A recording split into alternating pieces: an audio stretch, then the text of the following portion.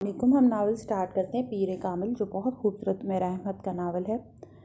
Flat میں پہنچ کر وہ ابھی سعیدہ اماں کے ساتھ کھانا کھا رہا تھا جب فرقان آ گیا۔ اس نے سعیدہ اماں سے خود ہی اپنا تعارف کروایا اور پھر کھانا کھانے لگا۔ چند منٹوں بعد ہی وہ سعیدہ اماں کے ساتھ اتنی بے تکلفی کے ساتھ ڈھیٹ پنجابی میں گفتگو کر رہا تھا کہ سالار کو رشک آنے لگا۔ اس نے فرقان سے اچھی گفتگو کرنے والا کبھی نہیں دیکھا تھا۔ اس کے گفتگو کے انداز میں کچھ نہ کچھ ایسا ضرور تھا کہ وہ دوسرا اپنا دل اس کے سامنے کھول کر رکھ دینے پر مجبور ہو جاتا تھا۔ اتنے سالوں سے دوستی کے باوجود وہ فرقان کی طرح گفتگو کرنا نہیں سیکھ سکا تھا۔ 10 منٹ کے بعد وہاں خاموشی سے کھانا کھانے والے ایک سامع کی حیثیت اختیار کر چکا تھا، جبکہ فرقان اور سعیدہ اماں مسلسل گفتگو میں مصروف تھے۔ سعیدہ اماں یہ جان کر کہ فرقان ڈاکٹر ہے، اس سے طبی مشورے لینے میں مصروف تھیں۔ کھانے کے خاتمے تک وہ فرقان کو مجبور کر چکی تھی کہ وہ اپنا میڈیکل باکس لا کر ان کا چیک اپ کرے۔ فرقان نے انہیں یہ نہیں بتایا تھا کہ وہ آنکولوجسٹ تھا۔ وہ بڑی تحمل مزاجی سے اپنا بیگ لے آیا۔ اس نے سعیدہ اماں کا بلڈ پریشر چیک کیا، پھر اسٹیتھوسکوپ سے ان کے دل کی رفتار کو ماپا اور آخر میں نبض چیک کرنے کے بعد انہیں یقین دلایا کہ وہ بے حد تندرست حالت میں ہیں اور بلڈ پریشر یا دل کی کوئی بیماری انہیں نہیں ہے۔ سعیدہ اماں یکدم بے حد حشاش بشاش نظر آنے لگیں۔ سالار ان کے درمیان ہونے والی گفتگو سنتے ہوئے کچن میں برتن دھوتا رہا۔ وہ دونوں لاؤنج کے صوفے پر بیٹھے ہوئے تھے۔ پھر اسی دوران اس نے فون کی گھنٹی سنی۔ فرقان نے فون اٹھایا تو دوسری طرف ڈاکٹر سبت علی تھے۔ سلام دعا کے بعد انہوں نے کہا، سالار پولیس اسٹیشن پر کسی سعیدہ نام کی خاتون کے بارے میں اطلاع دی تھی۔ فرقان حیران ہوا، جی وہ یہی ہے ہمارے پاس، اللہ کا شکر ہے، ڈاکٹر سبت علی نے بے اختیار کہا۔ ہاں وہ میری عزیزہ ہیں، ہم انہیں تلاش کر رہے تھے چند گھنٹوں سے۔ پولیس سے رابطہ کیا تو سالار کا نام اور نمبر دے دیا انہوں نے۔ فرقان نے انہیں سعیدہ اماں کے بارے میں بتایا، پھر سعیدہ اماں کی بات فون پر ان سے کروائی۔ سالار بھی باہر لاؤنج میں آ گیا۔ سعیدہ اماں فون پر گفتگو میں مصروف تھیں۔ ڈاکٹر صاحب کی عزیزہ ہیں یہ، فرقان نے دھیمی آواز میں اس کے قریب آ کر کہا۔ ڈاکٹر سبت علی صاحب کی؟ سالار حیران ہوا، ہاں ان کی۔ سالار نے بے اختیار اطمینان بھرا سانس لیا۔ بھائی صاحب کہہ رہے ہیں تم سے بات کروانے کو، سعیدہ اماں نے فرقان سے کہا۔ فرقان تیزی سے ان کی طرف بڑھا اور ریسیور لے کر کاغذ پر کچھ نوٹ کرنے لگا۔ ڈاکٹر سبت علی اسے ایڈریس لکھوا رہے تھے۔ سعیدہ اماں نے قدرے حیرانی سے لاؤنج کے دروازے میں کھڑے سالار کو دیکھا۔ تم کیا کر رہے ہو؟ ان کی نظریں سالار کے ایپرن پر جمی تھیں۔ وہ کچھ شرمندہ ہو گیا۔ میں برتن دھو رہا تھا۔ سالار واپس کچن میں آیا اور اس نے ایپرن اتار دیا۔ وہ ویسے بھی برتن وہ تقریباً دھو چکا تھا۔ سالار آؤ پھر انہیں چھوڑ آتے ہیں۔ اسے اپنے عقب میں فرقان کی آواز آئی، یہ کام بعد میں کر لینا، تم گاڑی کی چابی لو، میں ہاتھ دھو کر آتا ہوں، سالار نے کہا۔ اگلے 10 منٹ میں وہ نیچے سالار کی گاڑی میں تھے۔ فرقان اگلی سیٹ پہ تھا اور اس کے باوجود پچھلی سیٹ پر بیٹھی سعیدہ اماں سے گفتگو میں مصروف تھا۔ ساتھ ساتھ وہ سالار کو راستے کے بارے میں ہدایات بھی دیتا جا رہا تھا۔ بہت تیز رفتاری سے ڈرائیونگ کرتے ہوئے وہ 20 منٹ میں مطلوبہ محلے اور گلی میں تھے۔ بڑی گلی میں گاڑی کھڑی کرنے کے بعد وہ دونوں انہیں اندر گلی میں ان کے گھر تک چھوڑنے گئے۔ سعیدہ اماں کو اب رہنمائی کی ضرورت نہیں تھی، وہ اپنی گلی کو پہچانتی تھی۔ وہ فخریہ انداز میں کچھ جتاتے ہوئے سالار کو بتاتی گئیں، حلوائی کی دکان، گٹر کے سیمنٹ والے ڈھکن، پرویز صاحب کا گھر۔ جی، سالار مسکراتے ہوئے سر ہلاتا رہا۔ اس نے ان کو یہ نہیں بتایا کہ ان کی بتائی ہوئی ساری نشانیاں صحیح تھیں، صرف وہ اسے ایک غلط علاقے میں لے گئی تھی۔ آمنہ بیچاری پریشان ہو رہی ہوگی، انہوں نے سرخ اینٹ کی بنی ہوئی ایک حویلی نما 2 منزلہ مکان کے سامنے رکتے ہوئے 225 دفعہ کہا۔ فرقان نے آگے بڑھ کر بیل بجائی۔ سالار قدرے ستائشی انداز میں حویلی پر نظریں دوڑاتا رہا۔ وہ یقیناً کافی پرانی حویلی تھی، مگر مسلسل دیکھ بھال کی وجہ سے اس گلی میں سب سے باوقار لگ رہی تھی۔ تم لوگوں کو اب میں نے چائے پیے بغیر جانے نہیں دینا، سعیدہ اماں نے کہا۔ میری وجہ سے تم لوگوں کو بہت پریشانی ہوئی، خاص طور پر سالار کو، بچہ مجھے سارا دن لیے پھرتا رہا، سعیدہ اماں نے سالار کے کندھے پر ہاتھ پھیرتے ہوئے کہا۔ کوئی بات نہیں سعیدہ اماں، چائے ہم پھر کبھی پئیں گے، آج ہمیں دیر ہو رہی ہے۔ ہاں سعیدہ اماں، آج چائے نہیں پئیں گے، کبھی آ کر آپ کے پاس کھانا کھائیں گے، فرقان نے بھی جلدی سے کہا۔ دیکھ لینا ایسا نہ ہو کہ یاد ہی نہ رہے تمہیں، لیں بھلا کھانا کیسے بھولیں گے ہم، وہ جو آپ پالک گوشت کی ترکیب بتا رہی تھیں وہی بنا کر کھلائیے گا، فرقان نے کہا۔ اندر سے قدموں کی آواز آ رہی تھی۔ سعیدہ اماں کی بیٹی دروازہ کھولنے آ رہی تھی اور اس نے دروازے سے کچھ فاصلے پر ہی سعیدہ اماں فرقان کی آوازیں سن لی تھی، اس لیے اس نے کچھ بھی پوچھے بغیر دروازے کا بولٹ اندر سے اتارتے ہوئے دروازہ تھوڑا سا کھول دیا۔ اچھا سعیدہ اماں، خدا حافظ، فرقان نے سعیدہ اماں کو دروازے کی سیڑھیاں چڑھتے ہوئے دیکھ کر کہا۔ سالار اس سے پہلے ہی پلٹ چکا تھا۔ گاڑی میں بیٹھ کے اسے سٹارٹ کرتے ہوئے سالار نے فرقان سے کہا، تمہاری سب سے ناپسندیدہ ڈش پالک گوشت ہے اور تم ان سے کیا کہہ رہے تھے؟ فرقان نے کہکا لگایا، کہنے میں کیا حرج ہے، ویسے ہو سکتا ہے وہ واقعی اتنا اچھا پکائیں کہ میں کھانے پر مجبور ہو جاؤں، تم جاؤ گے ان کے گھر؟ سلار گاڑی میں روڈ پہ لاتے ہوئے حیران ہوا۔ بالکل جاؤں گا، وعدہ کیا ہے میں نے، اور تم نے؟ میں تو نہیں جاؤں گا، سلار نے انکار کیا۔ جان نہ پہچان منہ اٹھا کے ان کے گھر کھانا کھانے پہنچ جاؤں؟ ڈاکٹر سبت علی کی فرسٹ کزن ہے، اور وہ مجھ سے زیادہ تو تمہاری جان پہچان ہے ان کے ساتھ، فرقان نے کہا۔ وہ اور معاملہ تھا، انہیں مدد کی ضرورت تھی، میں نے مدد کر دی، اور بس اتنا ہی کافی ہے۔ ان کے بیٹے یہاں ہوتے تو اور بات تھی، لیکن اس طرح اکیلی عورتوں کے گھر میں تو میں کبھی نہیں جاؤں گا۔ سلار سنجیدہ تھا۔ میں کون سا اکیلا جانے والا ہوں یار، بیوی بچوں کو ساتھ لے کر جاؤں گا۔ جانتا ہوں میرا اکیلا ان کے ہاں جانا مناسب نہیں ہے، نوشین بھی ان سے مل کر خوش ہوگی۔ ہاں بھابھی کے ساتھ چلے جانا، کوئی حرج نہیں۔ سلار مطمئن ہوا۔ میں جاؤں؟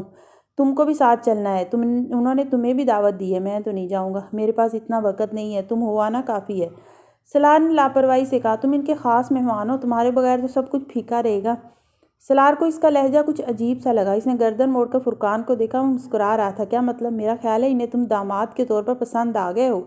فضول باتیں مت کیا کرو۔ سلار نے اسے ناراضگی سے دیکھا۔ اچھا دیکھ لینا، پرپوزل آئے گا تمہارا اس گھر سے۔ سعیدہ اماں کو تم ہر طرح سے اچھے لگے ہو، ہر بات پوچھی انہوں نے مجھ سے تمہارے بارے میں، یہ بھی کہ تمہارا شادی کا کوئی ارادہ ہے کہ نہیں، اور ہے تو کب تک کرنے کا ارادہ ہے۔ میں نے کہا جیسے ہی کوئی اچھا پرپوزل ملا وہ فوراً کر لے گا۔ پھر وہ اپنی بیٹی کے بارے میں بتانے لگی۔ اب جتنی تعریفیں وہ اپنی بیٹی کی کر رہی تھی، اگر ہم اس میں سے 50% بھی سچ سمجھ لیں تو بھی وہ لڑکی کیا نام لے رہی تھی؟ ہاں آمنہ، تمہارے لیے بہترین ہوگی، شرم آنی چاہیے تمہیں، ڈاکٹر سبت علی صاحب کی رشتہ دار ہیں وہ، اور تم ان کے بارے میں فضول باتیں کر رہے ہو۔ سلار نے اسے جھڑکا۔ فرقان سنجیدہ ہو گیا۔ میں کوئی غلط بات نہیں کر رہا ہوں، تمہارے لیے تو یہ اعزاز کی بات ہونی چاہیے کہ تمہاری شادی ڈاکٹر سبت علی صاحب کے خاندان میں ہو۔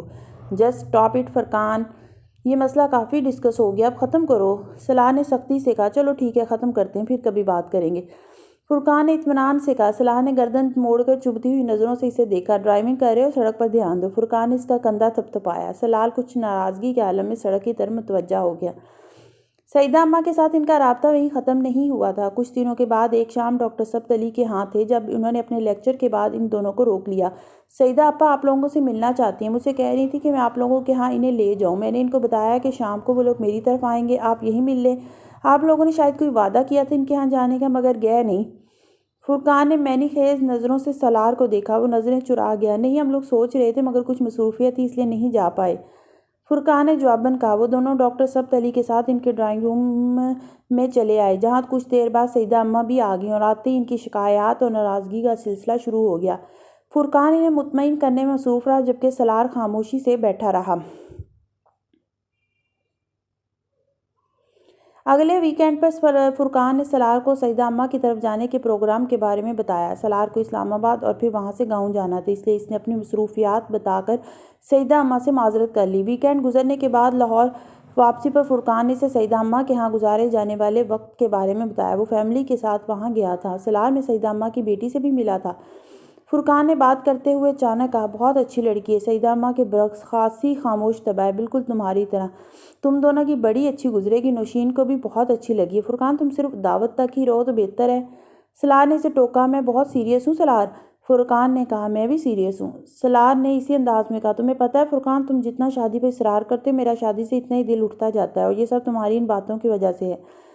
سلار نے صوفے کی پوچھ سے ٹیک لگاتے ہوئے کہا۔ میری باتوں کی وجہ سے نہیں، تم صاف صاف یہ کیوں نہیں کہتے کہ تم امامہ کی وجہ سے شادی نہیں کرنا چاہتے؟ فرقان یکدم سنجیدہ ہو گیا۔ اوکے، صاف صاف کہہ دیتا ہوں، میں امامہ کی وجہ سے شادی کرنا نہیں چاہتا۔ پھر سلار نے سرد مہری سے کہا۔ یہ ایک بچگانہ سوچ ہے، فرقان اسے بغور دیکھتے ہوئے بولا۔ اوکے فائن، بچگانہ سوچ ہے۔ پھر سلار نے کندھے جھٹکتے ہوئے کہا۔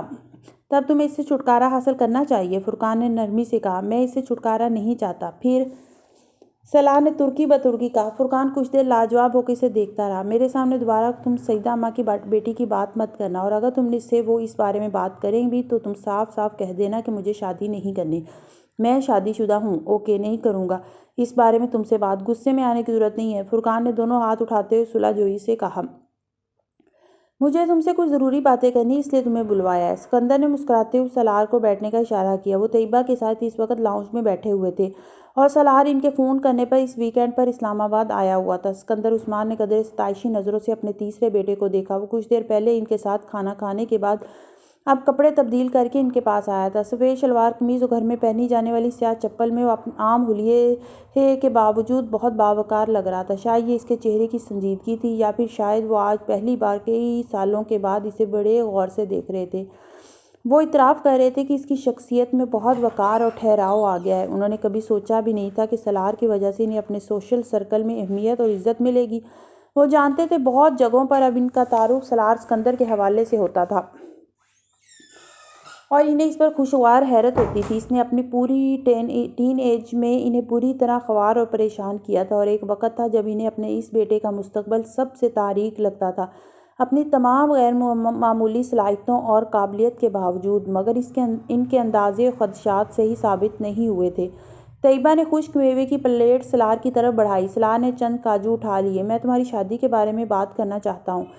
کاجو منہ میں ڈالتے ہوئے وہ ایک دم رک گیا۔ اس کے چہرے کی مسکراہٹ غائب ہو گئی۔ اسکندر، عثمان اور طیبہ بہت خوشگوار موڈ میں تھے۔ اب تمہیں شادی کر ہی لینی چاہیے سالار، اسکندر نے کہا۔ سالار نے غیر محسوس انداز میں ہاتھ میں پکڑے ہوئے کاجو دوبارہ خشک میوے کی پلیٹ میں رکھ دیے، اور میں اور طیبہ تو حیران ہو رہے تھے کہ اتنے رشتے تو تمہارے بھائیوں میں سے کسی کے نہیں آئے جتنے تمہارے لیے آ رہے ہیں۔ اسکندر نے بڑے شگفتہ انداز میں کہا۔ میں نے سوچا کچھ بات کرے تم سے۔ وہ چپ چاپ انہیں دیکھتا رہا۔ زاہد ہمدانی صاحب کو جانتے ہو؟ اسکندر عثمان نے ایک بڑی ملٹی نیشنل کمپنی کے ہیڈ کا نام لیا۔ جی، ان کی بیٹی میری کولیگ ہے، رمشا نام ہے شاید۔ جی، کیسی لڑکی ہے وہ؟ اسکندر سے عثمان کے چہرے کو غور سے دیکھنے لگا۔ ان کا سوال بہت واضح تھا۔ اچھی ہے، اس نے چند لمحوں کے بعد کہا۔ تمہیں پسند ہے؟ کس لحاظ سے؟ میں رمشا کے پرپوزل کی بات کر رہا ہوں، اسکندر عثمان نے سنجیدہ ہوتے ہوئے کہا۔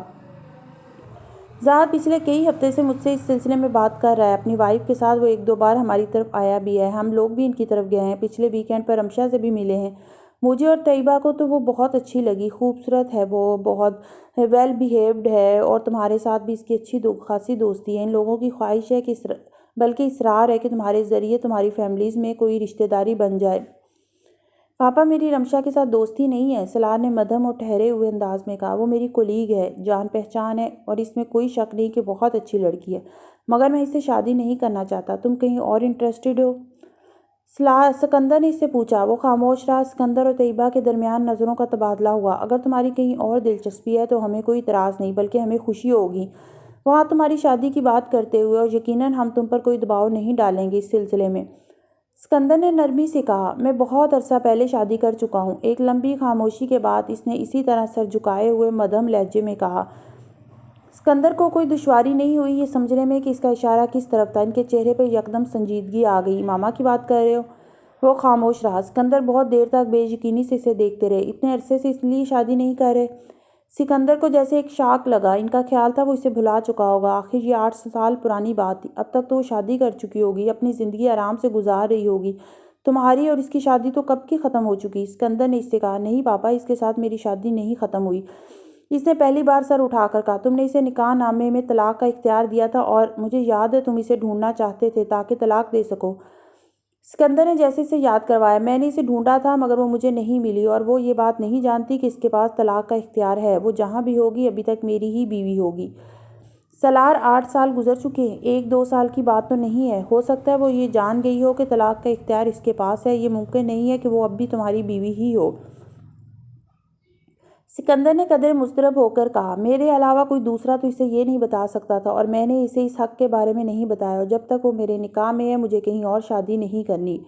تمہارا کانٹیکٹ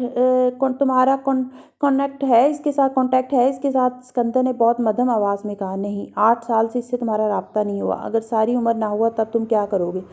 وہ خاموش رہا۔ اس کے پاس اس سوال کا کوئی جواب نہیں تھا۔ اسکندر عثمان کچھ دیر اس کے جواب کا انتظار کرتے رہے۔ تم نے مجھ سے کبھی یہ نہیں کہا کہ تم اس لڑکی کے ساتھ ایموشنلی انوالوڈ ہو؟ تم نے تو مجھے یہی بتایا تھا کہ تم نے صرف وقتی طور پہ اس کی مدد کی تھی، وہ کسی اور لڑکے سے شادی کرنا چاہتی تھی، وغیرہ وغیرہ۔ سالار اس بار بھی خاموش رہا۔ اسکندر عثمان چپ چاپ اسے دیکھتے رہے۔ وہ اپنے اس تیسرے بیٹے کو کبھی نہیں جان سکے تھے، اس کے دل میں کیا تھا وہ اس تک کبھی نہیں پہنچ سکتے تھے، جس لڑکی کے لیے وہ 8 سال ضائع کر چکا تھا اور باقی کی زندگی ضائع کرنے کے لیے تیار تھا۔ اس کے ساتھ اس کے جذباتی تعلق کی شدت کیسی ہو سکتی تھی، یہ اب شاید اسے لفظوں میں بیان کرنے کی ضرورت نہیں تھی۔ کمرے میں خاموشی کا ایک لمبا وقفہ آیا، پھر اسکندر عثمان اٹھ کر اپنے ڈریسنگ روم میں چلے گئے۔ ان کی واپسی چند منٹوں کے بعد ہوئی۔ صوفے پر بیٹھنے کے بعد انہوں نے سالار کی طرف ایک لفافہ بڑھایا۔ اس نے سوالیہ نظروں سے انہیں دیکھتے ہوئے لفافہ پکڑ لیا۔ ماما نے مجھ سے رابطہ کیا تھا۔ وہ سانس نہیں لے سکا۔ اسکندر عثمان ایک بار پھر صوفے پر بیٹھ چکے تھے۔ یہ 5-6 سال پہلے کی بات ہے، وہ تم سے بات کرنا چاہتی تھی۔ فون ناصرہ نے اٹھایا تھا اور اس نے امامہ کی آواز پہچان لی۔ تب تم پاکستان میں تھے۔ ناصرہ نے تمہاری بجائے مجھ سے اس کی بات کروائی۔ اس نے مجھ سے کہا کہ میں تم سے اس کی بات کرواؤں۔ میں نے اس سے کہا کہ تم مر چکے ہو۔ میں نہیں چاہتا تھا کہ وہ تم سے رابطہ کرے اور جس مصیبت سے ہم چھٹکارا پا چکے ہیں اس میں دوبارہ پڑیں۔ مجھے یقین تھا کہ وہ میری بات پر یقین کر لے گی کیونکہ تم کئی بار خودکشی کی کوشش کر چکے تھے۔ وہ وسیم کی بہن تھی، تمہارے بارے میں یہ سب کچھ جانتی ہوگی۔ کم از کم یہ ایک ایسی کوشش تھی کی تو وہ خود گواہ تھی۔ میں اسے نکاح نامے میں موجود طلاق کے اختیار کے بارے میں نہیں بتا سکا، نہ ہی اس طلاق نامے کے بارے میں جو میں نے تمہاری طرف سے تیار کروایا تھا۔ تمہیں جب میں نے امریکہ بھجوایا تھا تو تم سے ایک سادہ کاغذ پر سائن لیے تھے۔ میں چاہتا تھا کہ مجھے ضرورت پڑے تو میں خود ہی طلاق نامہ تیار کروا لوں۔ یہ قانونی یا جائز تھا کہ نہیں اس کا پتہ نہیں تھا، مگر میں نے اسے تیار کروا لیا تھا اور میں امامہ کو اس بارے میں بتانا چاہتا تھا اور اسے تمام پیپرز بھی دینا چاہتا تھا، مگر اس نے فون بند کر دیا۔ میں نے نمبر ٹریس آؤٹ کروایا، وہ کسی PCO کا تھا۔ اس کے کچھ دنوں بعد 20,000 کے کچھ ٹریولرز چیک مجھے اس نے ڈاک کے ذریعے بھجوائے۔ اس کے ساتھ ایک خط بھی تھا، شاید تم نے اسے کچھ رقم دی تھی، اس نے وہ واپس کی تھی۔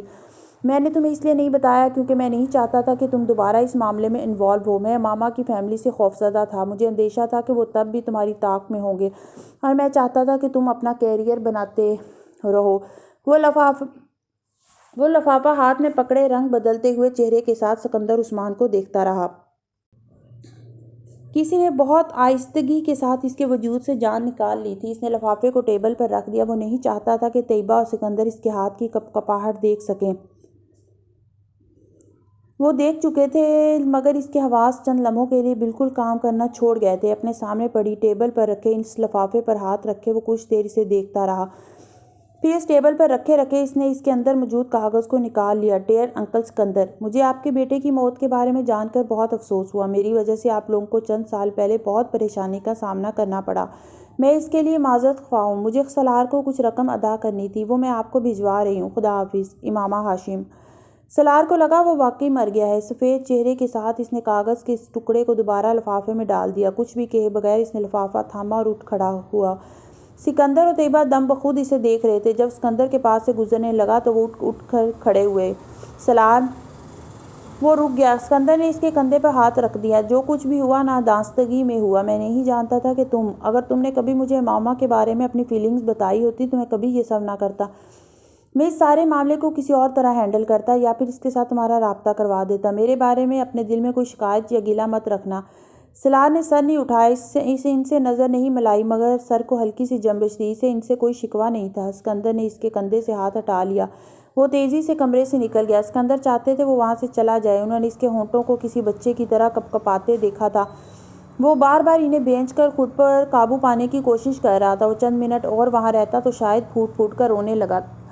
سکندر اپنے پچھتاوے میں مزید اضافہ نہیں چاہتے تھے۔ طیبہ نے اس ساری گفتگو میں کوئی مداخلت نہیں کی مگر سالار کے باہر جانے کے بعد انہوں نے سکندر کی دل دہی کرنے کی کوشش کی۔ پریشان ہونے کی ضرورت نہیں ہے، آپ نے جو کچھ کیا اس کی بہتری کے لیے کیا، وہ سمجھ جائے گا۔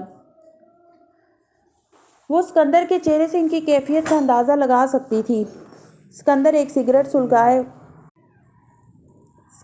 سگریٹ سلگائے ہوئے کمرے میں چکر لگا رہے تھے۔ یہ میری زندگی کی سب سے بڑی غلطی تھی۔ مجھے سالار سے پوچھے بغیر یا اس کو بتائے بغیر یہ سب کچھ نہیں کرنا چاہیے تھا۔ مجھے امامہ سے اس طرح کا جھوٹ بھی نہیں بولنا چاہیے تھا۔ مجھے وہ بات ادھوری چھوڑ کر تعصب آمیز انداز میں ایک ہاتھ کو مٹھی کی صورت میں بھینچے ہوئے کھڑکی میں جا کر کھڑے ہو گئے۔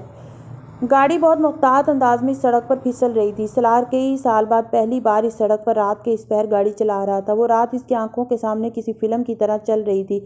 اسے لگا 8 سال اڑ کر غائب ہو گئے تھے۔ سب کچھ وہی تھا۔ کوئی بڑی آہستگی سے اس کے برابر میں آ بیٹھا۔ اس نے اپنے آپ کو فریب کی گرفت میں آنے دیا۔ گردن موڑ کر برابر والی سیٹ کو نہیں دیکھا۔ جانتے بوجھتے کھلی آنکھوں کے ساتھ خواب دیکھتا رہا۔ کوئی اب سسکیوں کے ساتھ رو رہا تھا۔ ڈیئر انکل سکندر، مجھے آپ کے بیٹے کی موت پر بہت افسوس ہے۔ چند سال پہلے میری وجہ سے آپ کو بہت تکلیف اٹھانی پڑی۔ میں اس کے لیے آپ سے معذرت خواہ ہوں۔ مجھے سالار کو کچھ رقم ادا کرنی تھی، وہ اب میں آپ کو بھیج رہی ہوں۔ خدا حافظ، امامہ ہاشم۔ ایک بار پھر اس خط کی تحریر اس کے ذہن میں گونجنے لگی۔ وہ سکندر عثمان کے پاس سے آ کر بہت دیر تک خط لیے اپنے کمرے میں بیٹھا رہا۔ اس نے امامہ کو کوئی رقم نہیں دی تھی مگر وہ جانتا تھا اس نے اس کا کون سا قرض لٹایا ہے، موبائل فون کی قیمت اور اس کے بلز۔ وہ خالی الذہنی کے عالم میں اپنے بیڈ پر بیٹھے نیم تاریک کمرے کی کھڑکیوں سے باہر اس کے گھر کی عمارت کو دیکھتا رہا۔ ساری دنیا یکدم جیسے ہر زندہ شے سے خالی ہو گئی تھی۔ اس نے خط پر تاریخ پڑھی، وہ امامہ کے گھر سے جانے کے تقریباً 2.5 سال بعد بھیجا گیا تھا۔ 2.5 سال کے بعد اگر وہ 20,000 روپے اسے بھجوا رہی تھی تو اس کا مطلب تھا وہ خیریت سے تھی۔ کم از کم اس کے امامہ کے بارے میں بدترین اندیشے درست ثابت نہیں ہوئے تھے۔ اسے خوشی تھی، لیکن اس نے یہ سمجھ لیا تھا کہ سلار مر چکا تھا تو پھر وہ اس کی زندگی سے بھی نکل گیا تھا، اور اس کا کیا مطلب تھا وہ یہ بھی جانتا تھا۔ کئی گھنٹے وہ اسی طرح وہیں بیٹھا رہا، پھر پتہ نہیں اس کے دل میں کیا آیا، اپنا بیگ پیک کر کے وہ گھر سے نکل آیا، اور اب وہ اس سڑک پر تھا، اسی دھند میں، اسی موسم میں، سب کچھ جیسے دھواں بن رہا تھا۔ یا پھر دھند چند گھنٹوں کے بعد وہ اسی ہوٹل نما سروس اسٹیشن کے پاس جا پہنچا۔ اس نے گاڑی روک لی۔ دھند میں ملفوف وہ عمارت اب بالکل بدل چکی تھی۔ گاڑی کو موڑ کر وہ سڑک سے اتار کر اندر لے آیا، پھر دروازہ کھول کر نیچے اتر آیا۔ 8 سال پہلے کی طرح آج بھی وہاں خاموشی کا راج تھا، صرف لائٹس کی تعداد پہلے سے زیادہ تھی۔ اس نے ہارن نہیں دیا، اس لیے اندر سے کوئی نہیں نکلا۔ برآمدے میں اب وہ پانی کا ڈرم نہیں تھا۔ وہ برآمدے سے گزرتے ہوئے اندر جانے لگا، تب بھی اندر سے ایک شخص نکل آیا۔ اس سے پہلے کہ وہ کہتا، سلار نے اس سے کہا، میں چائے پینا چاہتا ہوں۔ اس نے جماہی لی اور واپس مڑ گیا۔ آ جائیں۔ سلار اندر چلا گیا۔ یہ وہی کمرہ تھا، مگر اندر کچھ بدل چکا تھا۔ پہلے کی نسبت میزوں کرسیوں کی تعداد زیادہ تھی اور کمرے کی حالت بھی بہت بہتر ہو چکی تھی۔ چائے لیں گے یا ساتھ کچھ اور بھی؟ اس آدمی نے مڑ کر اچانک پوچھا۔ صرف چائے۔ سلار ایک کرسی کھینچ کر بیٹھ گیا۔ آدمی کاؤنٹر کے عقب میں اب اسٹوو چلانے میں مصروف ہو چکا تھا۔ آپ کہاں سے آئے ہیں؟ اس نے چائے کے لیے کیتلی اوپر رکھتے ہوئے سلار سے پوچھا۔ جواب نہیں آیا۔ اس شخص نے گردن موڑ کر دیکھا۔ چائے پینے کے لیے آنے والا وہ شخص کمرے کے کونے میں نظریں جمائے ہوئے تھا، بالکل پتھر کے کسی مجسمے کی طرح بے حس و حرکت۔ وہ نماز پڑھ کر اس کے بالمقابل میز کے دوسری جانب کرسی پر آ بیٹھی تھی۔ کچھ کہے بغیر اس نے میز پر پڑا چائے کا کپ اٹھایا اور اسے پینے لگی۔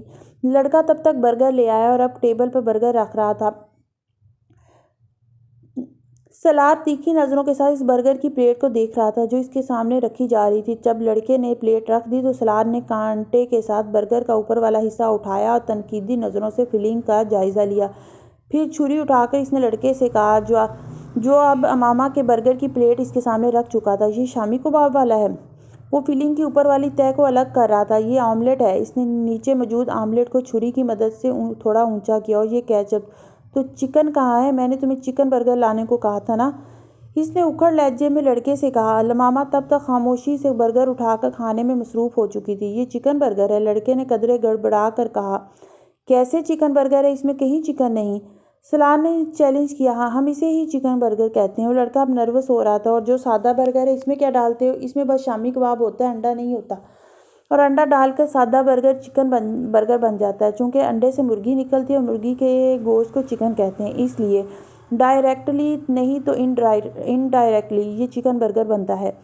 سلار نے بڑی سنجیدگی سے کہا۔ وہ لڑکا کھسیانے انداز میں ہنسا۔ امامہ ان دونوں کی گفتگو پر توجہ دیے بغیر ہاتھ میں پکڑا برگر کھانے میں مصروف تھی۔ ٹھیک ہے، جاؤ، سلار نے کہا۔ لڑکے نے یقیناً سکون کا سانس لیا اور وہاں سے غائب ہو گیا۔ چھری اور کانٹے کو رکھ کر سلار نے بائیں ہاتھ سے برگر کو اٹھا لیا۔ برگر کھاتے ہوئے امامہ نے پہلی بار پلیٹ سے سلار کے ہونٹوں تک بائیں ہاتھ میں پکڑے ہوئے برگر کے سفر کو تعجب آمیز نظروں سے دیکھا، اور یہ تعجب ایک لمحے میں غائب ہو گیا۔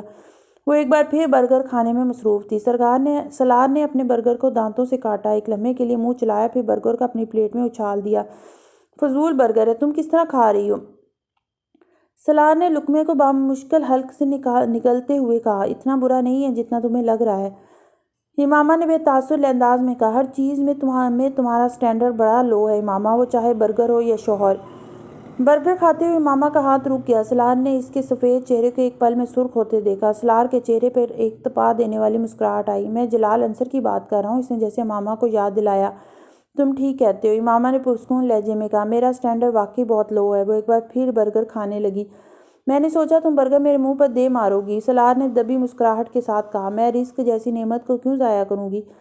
یہ اتنا برا برگر نعمت ہے؟ اس نے تضحیک آمیز انداز میں کہا۔ اور کون کون سی نعمتیں اس وقت تمہارے پاس؟ انسان اللہ کی نعمتوں کا شکر ادا کر ہی نہیں سکتا۔ یہ میری زبان پر ذائقہ چکھنے کی جو حس ہے، یہ کتنی بڑی نعمت ہے کہ میں اگر کوئی چیز کھاتی ہوں تو میں اس کا ذائقہ محسوس کر سکتی ہوں۔ بہت سے لوگ اس نعمت سے بھی محروم ہوتے ہیں۔ ان لوگوں میں ٹاپ آف دی لسٹ سلار سکندر کا نام ہوگا، ہے نا؟ اس نے امامہ کے بات کا مکمل کرنے سے پہلے تیز آواز میں اس کی بات کاٹی۔ سلار سکندر کم از کم اس طرح کی چیزیں کھا کر انجوائے نہیں کر سکتا۔ اس شخص نے چائے کا کپ اس کے سامنے رکھ دیا۔ سلار یکدم چونک گیا۔ سامنے والی کرسی اب خالی تھی۔ ساتھ میں کچھ اور ہے؟ آدمی نے کھڑے کھڑے پھر پوچھا۔ نہیں بس چائے کافی ہے، سلار نے چائے کا کپ اپنی طرف کھینچتے ہوئے کہا۔ آپ اسلام آباد سے آئے ہیں؟ اس نے پوچھا۔ ہاں، لاہور جا رہے ہیں؟ اس نے ایک اور سوال کیا۔ اس بار سلار نے سر کے اشارے سے جواب دیا۔ وہ اب چائے کا گھونٹ لے رہا تھا۔ اس آدمی کو شبہ ہوا، اس نے چائے پینے والے شخص کی آنکھوں میں ہلکی سی نمی دیکھی ہے۔ میں کچھ دیر یہاں اکیلا بیٹھنا چاہتا ہوں۔ اس نے چائے کا کپ میز پر رکھتے ہوئے سر اٹھایا۔ وہ شخص کچھ تعجب سے اسے دیکھتا واپس کچن میں چلا گیا اور ثانوی نوعیت کے کاموں میں مصروف گاہے بگاہے دور سے سلار پر نظر دوڑاتا رہا۔ پورے 15 منٹ بعد اس نے سلار کو ٹیبل چھوڑ کر کمرے سے نکلتے دیکھا۔ وہ آدمی بڑی تیز رفتاری کے ساتھ کچن سے کمرے میں آیا، مگر اس سے پہلے کہ وہ سلار کے پیچھے باہر جاتا، میز پر خالی کپ کے نیچے پڑے ایک نوٹ نے اسے روک لیا۔ وہ بھونچکا رہ سا اس نوٹ کو دیکھتا رہا، پھر اس نے آگے بڑھ کر اس نوٹ کو پکڑا اور تیزی سے کمرے سے باہر آ گیا۔ سلار کی گاڑی اس وقت ریورس ہوتے ہوئے مین روڈ پر جا رہی تھی۔ اس آدمی نے حیرانی سے اس دور جاتی ہوئی گاڑی کو دیکھا، پھر ہاتھ میں پکڑے اس 1000 روپے کے نوٹ کی برآمدگی میں لگے ٹیوب لائٹ کی روشنی میں دیکھا۔ نوٹ اصلی ہے، مگر آدمی بیوقوف۔ اس نے اپنی خوشی پر قابو پاتے ہوئے زیر لب تبصرہ کیا اور نوٹ کو جیب میں ڈال لیا۔ سکندر عثمان صبح ناشتے کی میز پر آئے تو بھی ان کے ذہن میں سب سے پہلے سلار کا ہی خیال آیا تھا۔ سلار کہاں؟ اسے بلواؤ، انہوں نے ملازم سے کہا۔ سلار صاحب تو رات کو ہی چلے گئے تھے۔ طیبہ اور سکندر نے بے اختیار ایک دوسرے کا چہرہ دیکھا۔ کہاں چلے گئے تھے؟ گاؤں؟ نہیں، واپس لاہور چلے گئے تھے، کہہ رہے تھے کوئی ضروری کام ہے، میں صبح آپ کو بتا دوں۔ سکندر یکدم اٹھ کر فون کی طرف چلے گئے۔ انہوں نے سلار کا نمبر ڈائل کیا، موبائل آف تھا۔ انہوں نے اس کے فلیٹ کا نمبر ڈائل کیا، وہاں جوابی مشین لگی ہوئی تھی۔ انہوں نے پیغام ریکارڈ کروائے بغیر فون بند کر دیا۔ کچھ پریشانی سے وہ دوبارہ ناشتے کی میز پر آ بیٹھے۔ فون پر کانٹیکٹ نہیں ہوا؟ طیبہ نے پوچھا۔ نہیں، موبائل آف ہے، اس کے فلیٹ پر آنسر فون لگا ہوا ہے، پتہ نہیں کیوں چلا گیا۔ آپ پریشان نہ ہو، ناشتہ کریں۔ طیبہ نے انہیں تسلی دینے کی کوشش کی۔ تم کرو، میرا موڈ نہیں ہے۔ وہ اٹھ کر باہر نکل گئے۔ طیبہ بے اختیار سانس لے کر رہ گئی۔ سلار نے اپنے فلیٹ کا دروازہ کھولا۔ باہر فرقان تھا۔ وہ پلٹ کر اندر آ گیا۔ تم کب آئے؟ فرقان نے قدرے حیرانی سے اس کے پیچھے اندر آتے ہوئے کہا۔ آج صبح۔ سلار نے صوفے کی طرف جاتے ہوئے کہا۔ کیوں، تمہیں گاؤں جانا تھا؟ فرقان نے اس کی پشت کو دیکھتے ہوئے کہا۔ میں تو پارکنگ میں تمہاری گاڑی دیکھ کر آ گیا، بندہ آتا ہے تو بتا ہی دیتا ہے۔ سلار نے جواب میں کچھ کہے بغیر صوفے پر بیٹھ گیا۔ کیا ہوا؟ فرقان نے پہلی بار اس کے چہرے کو دیکھا، وہ اور تشویش میں مبتلا ہوا۔ کیا ہوا؟ سلار نے جواباً کہا۔ میں تم سے پوچھ رہا ہوں، تمہیں کیا ہوا؟ فرقان نے اس کے سامنے صوفے پر بیٹھتے ہوئے کہا۔ کچھ نہیں، گھر پہ سب خیریت ہے؟ ہاں، تو پھر سر میں درد ہے، میگرین شاید؟ فرقان اب اس کے چہرے کو غور سے دیکھ رہا تھا۔ نہیں۔ سلار نے مسکرانے کی کوئی کوشش نہیں کی، اس کا فائدہ بھی نہیں تھا۔ اس نے اپنی آنکھوں کو مسلا۔ تو پھر ہوا کیا ہے تمہیں؟ آنکھیں سرخ ہو رہی ہیں۔ میں رات سویا نہیں، ڈرائیو کرتا رہا ہوں۔ سلار نے بڑے عام سے انداز میں کہا۔ تو اب سو جاتے یہاں آ کر فلیٹ پر، صبح سے کیا کر رہے ہو؟ فرقان نے کہا۔ کچھ بھی نہیں۔ سوئے کیوں نہیں؟ نیند نہیں آ رہی؟ تم تو سلیپنگ پل لے کر سو جاتے ہو، پھر نیند نہ آنے کیا معنی رکھتا ہے؟ فرقان کو تعجب ہوا۔ بس آج نہیں لینا چاہتا تھا میں، یا یہ سمجھ لو آج میں سونا نہیں چاہتا تھا۔ کھانا کھایا ہے؟ نہیں، بھوک نہیں ہے۔ 2 بج رہے ہیں۔ فرقان نے جیسے جتایا۔ میں کھانا بھجواتا ہوں، کھا لو، تھوڑی دیر میں سو جاؤ، پھر رات کو نکلتے ہیں آؤٹنگ کے لیے۔ نہیں، کھانا مت بھجوانا، میں سونے جا رہا ہوں، شام کو اٹھوں گا تو باہر جا کر کہیں کھاؤں گا۔ سلار کہتے ہوئے صوفے پر لیٹ گیا اور اپنا بازو آنکھوں پر رکھ لیا۔ فرقان کچھ دیر بیٹھا اسے دیکھتا رہا، پھر اٹھ کر باہر چلا گیا۔ تمہاری طبیعت ٹھیک ہے؟ رمشا نے سلار کے کمرے میں آتے ہوئے کہا۔ اس نے ریسیپشن کی طرف جاتے ہوئے سلار کے کمرے کی کھڑکیوں کے چند کھلے ہوئے بلائنڈز میں اسے دیکھا تھا۔ کوریڈور میں سے گزر جانے کی بجائے وہ رک گئی۔ سلار ٹیبل پر اپنی کونیاں ٹکائے دونوں ہاتھوں سے اپنا سر پکڑے ہوئے تھا۔ رمشا جانتی تھی کہ اسے کبھی کبھار میگرین کا درد ہوتا ہے۔ وہ ریسیپشن کی طرف جانے کی بجائے اس کے کمرے کا دروازہ کھول کر اندر آ گئی۔ سلار اسے دیکھ کر سیدھا ہو گیا۔ وہ اب ٹیبل پر کھلی ہوئی ایک فائل کو دیکھ رہا تھا۔ تمہاری طبیعت ٹھیک ہے؟ رمشا نے فکر مندی سے پوچھا۔ ہاں، میں بالکل ٹھیک ہوں۔ اس نے رمشا کو دیکھنے کی کوشش نہیں کی۔ رمشا واپس جانے کی بجائے آگے بڑھ آئی۔ نہیں، تم ٹھیک نہیں لگ رہے، اس نے سلار کے چہرے کو غور سے دیکھتے ہوئے کہا۔ تم پلیز اس فائل کو لے جاؤ، اسے دیکھ لو، میں نے دیکھ نہیں پا رہا۔ سلار نے اس کی بات کا جواب دینے کی بجائے فائل بند کر کے ٹیبل پر اس کی طرف کھسکا دی۔ میں دیکھ لیتی ہوں، تمہاری طبیعت زیادہ خراب ہے تو گھر چلے جاؤ۔ رمشا نے تشویش بھرے انداز میں کہا۔ ہاں، بہتر ہے میں گھر چلا جاؤں۔ اس نے اپنا بریف کیس نکال کر اسے کھولا اور اپنی چیزیں اندر رکھنا شروع کر دی۔ رمشا بغور اس کا جائزہ لیتی رہی۔ وہ 11 بجے آفس سے واپس گھر آ گیا تھا۔ یہ چوتھا دن تھا جب وہ مسلسل اسی حالت میں تھا۔ یکدم ہر چیز میں اس کی دلچسپی ختم ہو گئی تھی۔ بینک میں اپنی جابز، لمز کے لیکچرز، ڈاکٹر ثبت علی کے ساتھ نشست، فرقان کی کمپنی، گاؤں کا اسکول، مستقبل کے منصوبے اور پلاننگز، اسے کوئی بھی چیز بھی اپنی طرف کھینچ نہیں پا رہی تھی۔ وہ جس امکان کے پیچھے کئی سال پہلے سب کچھ چھوڑ کر پاکستان آ گیا تھا، وہ امکان ختم ہو گیا تھا اور اسے کبھی اندازہ نہیں تھا کہ اس کے ختم ہو جانے سے اس کا سب کچھ ختم ہو جائے گا۔ وہ مسلسل اپنے آپ کو اس حالت سے باہر لانے کے لیے جدوجہد کر رہا تھا اور وہ مسلسل ناکام ہو رہا تھا۔ محض یہ تصور کہ وہ کسی اور شخص کی بیوی بن کر کسی اور کے گھر میں رہ رہی ہوگی سالار سکندر کے لیے اتنا ہی جان لیوا تھا جتنا ماضی کا یہ اندیشہ کہ وہ غلط ہاتھوں میں نہ چلی گئی ہو، اور اس ذہنی حالت میں اس نے عمرے پر جانے کا فیصلہ کیا تھا، اور وہ جگہ تھی جو اس کی زندگی میں اچانک آ جانے والی اس بے معنویت کو ختم کر سکتی تھی۔ وہ احرام باندھے خانہ کعبہ کے صحن میں کھڑا تھا۔ خانہ کعبہ میں کوئی نہیں تھا، دور دور تک کسی وجود کا نشان نہیں تھا۔ رات کے پچھلے پہر آسمان پر چاند اور ستاروں کی روشنی نے صحن کے ماربل سے منعکس ہو کر وہاں کی ہر چیز کو ایک عجیب سی دودھیا روشنی میں نہلا دیا تھا۔ چاند اور ستاروں کے علاوہ وہاں اور کوئی نہیں تھا۔ خانہ کعبہ کے غلاف پر لکھی ہوئی آیات سیاہ غلاف پر عجیب طرح سے روشن تھیں۔ ہر طرف گہرا سکوت تھا، اس گہرے سکوت کو صرف ایک آواز توڑ رہی تھی، اس کی آواز، اس کی اپنی آواز۔ وہ مقام ملتزم کے پاس کھڑا تھا، اس کی نظریں خانہ کعبہ کے دروازے پر تھیں، اور وہ سر اٹھائے بلند آواز سے کہنے لگا، لبیک اللہم لبیک، لبیک لا شریک لک لبیک، ان الحمد والنعمت لک والملک لا شریک لک۔ حاضر ہوں میرے اللہ، میں حاضر ہوں، تیرا کوئی شریک نہیں، میں حاضر ہوں۔ بے شک حمد و ثنا تیرے لیے ہی ہے، نعمت تیری ہے، بادشاہی تیری ہے، کوئی تیرا شریک نہیں، بے شک۔ پوری قوت سے گونجتی ہوئی اس کی آواز خانہ کعبہ کے سکوت کو توڑ رہی تھی، اس کی آواز خلا کے وسطوں تک جا رہی تھی، لبیک اللہم لبیک۔ ننگے پاؤں نیم برہنہ وہاں کھڑا وہ اپنی آواز پہچان رہا تھا، لبیک لا شریک لک لبیک۔ وہ صرف اس کی آواز تھی، ان الحمد والنعمت لک والملک۔ اس کی آنکھوں سے بہتے آنسو اس کی تھوڑی سے نیچے اس کے پیروں کی انگلیوں پر گر رہے تھے، لا شریک لک۔ اس کے ہاتھ آسمان کی طرف اٹھے ہوئے تھے، لبیک اللہم لبیک۔ اس نے خانہ کعبہ کے غلاف پر کندہ آیات کو یکدم بہت روشن دیکھا، اتنا روشن کہ وہ جگمگانے لگیں۔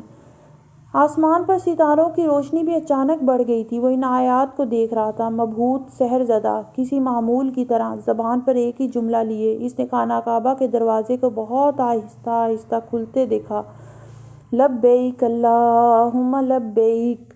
اس کی آواز بلند ہو گئی، ایک ورد کی طرح، ایک سانس، ایک لے، لبیک لا شریک لک لبیک۔ اس وقت پہلی بار اس نے اپنی آواز میں کسی اور آواز کو مدغم ہوتے محسوس کیا، ان الحمد والنعمت۔ اس کی آواز کی طرح وہ آواز بلند نہیں تھی، کسی سرگوشی کی طرح تھی، کسی گونج کی طرح، مگر وہ پہچان سکتا تھا وہ اس کی آواز کی گونج نہیں تھی، وہ کوئی اور آواز تھی، لک والملک۔ اس نے پہلی بار خانہ کعبہ میں اپنے علاوہ کسی اور کی موجودگی کو محسوس کیا، لا شریک لک۔ خانہ کعبہ کا دروازہ کھل رہا تھا، لبیک اللہم لبیک۔ وہ اس نسوانی آواز کو پہچانتا تھا، لبیک لا شریک لک لبیک۔ وہ اس کے ساتھ وہی الفاظ دہرا رہی تھی، لبیک ان الحمد والنعمت۔ آواز دائیں طرف نہیں تھی، بائیں طرف تھی۔ کہاں؟ اس کی پشت پر، چند قدم کے فاصلے پر، لک والملک لا شریک لک۔ اس نے جھک کر اپنے پاؤں پر گرنے والے آنسوؤں کو دیکھا، اس کے پاؤں بھیگ چکے تھے۔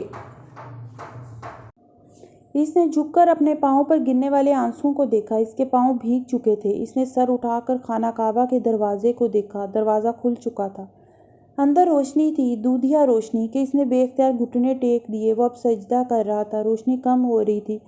اس نے سجدے سے سر اٹھایا، روشنی اور کم ہو رہی تھی۔ وہ اٹھ کر کھڑا ہو گیا، خانہ کعبہ کا دروازہ بند ہو رہا تھا، روشنی کم ہوتی جا رہی تھی، اور تب اس نے ایک بار پھر سرگوشی کی صورت میں وہی نسوانی آواز سنی۔ اس بار اس نے مڑ کر دیکھا تھا۔ سالار کی آنکھ کھل گئی، وہ حرم شریف کے ایک برآمدے کے ستون سے سر ٹکائے ہوئے تھا۔ وہ کچھ دیر سستانے کے لیے وہاں بیٹھا تھا، مگر نیند نے عجیب انداز میں اس پر غلبہ پایا۔ وہ امامہ تھی، بے شک امامہ تھی، سفید احرام میں اس کے پیچھے کھڑی تھی۔ اس نے اس کی صرف ایک جھلک دیکھی تھی، مگر ایک جھلک بھی اسے یقین دلانے کے لیے کافی تھی کہ وہ امامہ کے علاوہ کوئی اور نہیں تھا۔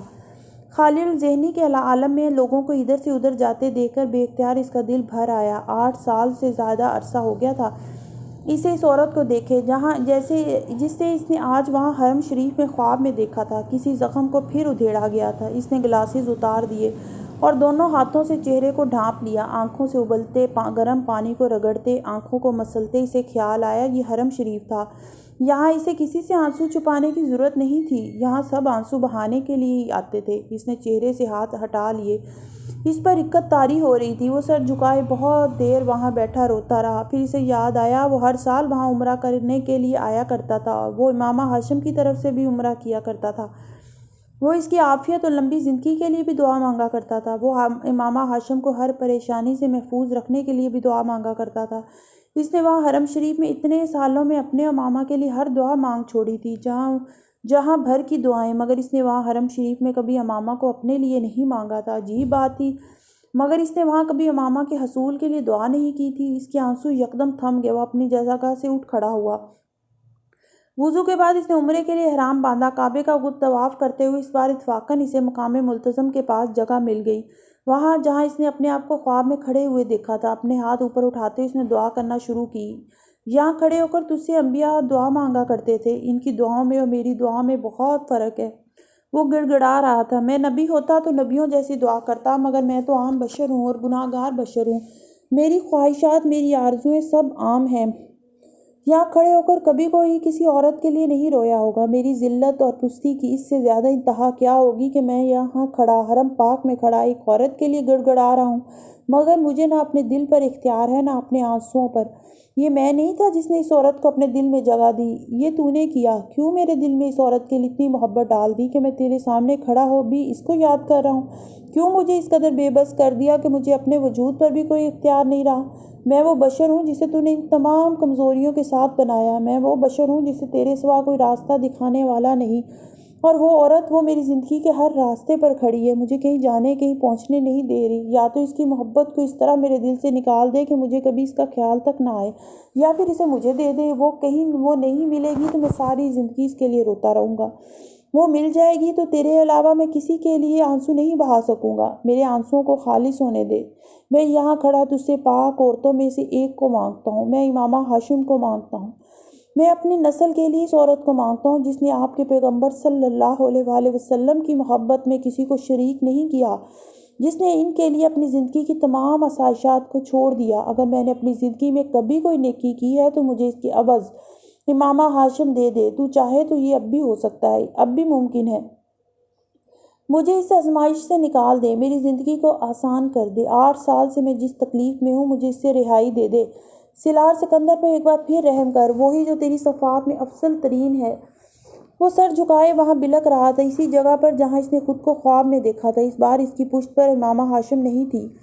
بہت دیر تک وہاں گڑ گڑانے کے بعد وہ وہاں سے ہٹ گیا تھا۔ آسمان پر ستاروں کی روشنی اب بھی مدھم تھی، خانہ کعبہ روشنیوں سے اب بھی بقائے نور بنا ہوا تھا، اور لوگوں کے ہجوم رات کے اس پہر بھی اس طرح تھا خواب کی طرح۔ خانہ کعبہ کا دروازہ بھی نہیں کھلا تھا، اس کے باوجود وہاں سے ہٹتے ہوئے سالار سکندر کو اپنے اندر سکون اترتا محسوس ہوا۔ وہ اس کیفیت سے باہر آ رہا تھا جس میں وہ پچھلے 1 ماہ سے تھا، ایک عجیب سا قرار تھا جو اس دعا کے بعد اسے ملا تھا، اور وہ اسی قرار اور طمانینت کو لیے ہوئے 1 ہفتے کے بعد پاکستان لوٹ آیا تھا۔ میں اگلے سال پی ایچ ڈی کے لیے امریکہ جا رہا ہوں۔ فرقان نے بے اختیار چونک کر سالار کو دیکھا۔ کیا مطلب؟ سالار حیرانی سے مسکرایا۔ یوں اچانک تو نہیں، پی ایچ ڈی کرنی تو تھی مجھے، بہتر ہے ابھی کر لوں۔ سالار اطمینان سے بتا رہا تھا۔ وہ دونوں فرقان کے گاؤں سے واپس آ رہے تھے۔ فرقان ڈرائیو کر رہا تھا جب سالار نے اچانک اسے اپنی پی ایچ ڈی کے ارادے کے بارے میں بتایا۔ میں نے بینک کو بتا دیا ہے، میں نے ریزائن کرنے کا سوچا ہے، لیکن وہ مجھے چھٹی دینا چاہ رہے ہیں۔ ابھی میں نے سوچا نہیں ہے کہ ان کی اس آفر کو قبول کر لوں یا پھر ریزائن کر دوں۔ تم ساری پلاننگ کیے بیٹھے ہو؟ ہاں یار، میں مذاق نہیں کر رہا، میں واقعی اگلے سال پی ایچ ڈی کے لیے جا رہا ہوں۔ چند ماہ پہلے تک تو تمہارا ایسا کوئی ارادہ نہیں تھا۔ ارادے کا کیا ہے، وہ تو ایک دن میں بن جاتا ہے۔ سالار نے کندھے جھٹکتے ہوئے کھڑکی کے شیشے سے باہر نظر آنے والے کھیتوں کو دیکھتے ہوئے کہا، میں ویسے بھی بینکنگ کے متعلق ایک کتاب لکھنا چاہتا ہوں، مگر یہاں میں پچھلے کچھ سالوں میں اتنا مصروف رہا ہوں کہ اس پر کام نہیں کر سکا۔ میں چاہتا ہوں پی ایچ ڈی کے دوران میں یہ کتاب لکھ کر شائع بھی کروا لوں۔ میرے پاس کچھ فرصت ہوگی تو میں یہ کام آسانی سے کر لوں گا۔ فرقان کچھ دیر خاموشی سے گاڑی ڈرائیو کرتا رہا، پھر اس نے کہا، اور اسکول، اس کا کیا ہوگا؟ اس کا کچھ نہیں ہوگا، یہ ایسے ہی چلتا رہے گا۔ اس کا انفراسٹرکچر بھی بہتر ہوتا جائے گا، بورڈ آف گورنرز ہے، وہ لوگ آتے جاتے رہیں گے، تم ہو، میں نے پاپا سے بھی بات کی، وہ بھی آیا کریں گے یہاں پر، میرے نہ ہونے سے کوئی خاص فرق نہیں پڑے گا۔ یہ اسکول بہت پہلے سالار سکندر کی تھمائی ہوئی لاٹھیاں چھوڑ چکا ہے، آئندہ بھی اسے ان کی ضرورت نہیں پڑے گی، مگر میں مکمل طور پر اسے قطع تعلق نہیں کر رہا ہوں، میں اس کو دیکھتا رہوں گا، کبھی میری مدد کی ضرورت پڑی تو آ جایا کروں گا، پہلے بھی تو ایسے ہی کیا کرتا تھا۔ اور اب تھرمس میں سے چائے کپ میں ڈال رہا تھا۔ پی ایچ ڈی کے بعد کیا کرو گے؟ فرقان نے سنجیدگی سے پوچھا۔ واپس آؤں گا، پہلے کی طرح یہیں پر کام کروں گا، ہمیشہ کے لیے تو نہیں جا رہا۔ سلار نے مسکراتے ہوئے اس کے کندھے کو تھپکا۔ کیا چند سال بعد نہیں جا سکتے تم؟ نہیں، جو کام آج ہونا چاہیے اسے آج ہی ہونا چاہیے، میرا موڈ ہے آگے پڑھنے کا، چند سال بعد شاید خواہش نہ رہے۔ سلار نے چائے کی گھونٹ لیتے ہوئے کہا، اب بائیں ہاتھ سے ریڈیو کو ٹیون کرنے میں مصروف تھا۔ روٹری کلب والے اگلے ویکینڈ پر ایک فنکشن کر رہے ہیں، میرے پاس انویٹیشن آیا ہے، چلو گے؟ اس نے ریڈیو کو ٹیون کرتے ہوئے فرقان سے پوچھا۔ کیوں نہیں چلوں گا، ان کے پروگرام دلچسپ ہوتے ہیں، فرقان نے جواباً کہا۔ گفتگو کا موضوع بدل چکا تھا۔ اس دن اتوار تھا۔ سالار صبح دیر سے اٹھا، اخبار لے کر سرخیوں پر نظر دوڑاتے ہوئے کچن میں ناشتہ تیار کرنے لگا۔ اس نے صرف ہاتھ منہ دھویا تھا، شیو نہیں کی تھی۔ نائٹ ڈریس کے اوپر ہی اس نے ڈھیلا ڈھالا سا سویٹر پہن لیا تھا۔ اس نے کیتلی میں ایک چائے کا پانی بھی رکھا ہی تھا جب ڈور بیل کی آواز سنائی دی۔ وہ اخبار ہاتھ میں پکڑے کچن سے باہر آ گیا۔ دروازہ کھولنے پر اسے حیرت کا ایک جھٹکا لگا جب اس نے سعیدہ اماں کو وہاں کھڑے پایا۔ سالار نے دروازہ کھول دیا۔ السلام علیکم، کیسی ہیں آپ؟ اپنی حیرت پر قابو پاتے ہوئے اس نے کہا، اللہ کا شکر، میں بالکل ٹھیک ہوں، تم کیسے ہو؟ انہوں نے بڑی گرم جوشی کے ساتھ اس کے سر پر اپنے دونوں ہاتھ پھیرے۔ میں بھی ٹھیک ہوں، آپ اندر آ جائیں۔ اس نے مسکراتے ہوئے کہا، ٹھیک لگ تو نہیں رہے ہو، کمزور ہو گئے ہو، چہرہ بھی کالا ہو رہا ہے۔ انہوں نے اپنی اینک کے شیشوں کے پیچھے سے اس کے چہرے پر غور کیا۔ رنگ کالا نہیں ہوا، میں نے شیو نہیں کی۔ سالار نے بے اختیار اپنی مسکراہٹ روکی۔ وہ ان کے ساتھ چلتا ہوا اندر آ گیا۔ لو بھلا شیو کیوں نہیں کی؟ اچھا، داڑھی رکھنا چاہتے ہو، بہت اچھی بات ہے، نیکی کا کام ہے، بہت اچھا کہہ رہے ہو۔ وہ صوفے پر بیٹھتے ہوئے بولی، نہیں اماں، میں داڑھی نہیں رکھ رہا، آج اتوار ہے، دیر سے اٹھا ہوں کچھ دیر پہلے ہی، اس لیے شیو نہیں کی۔ وہ ان کی بات پر محظوظ ہوا۔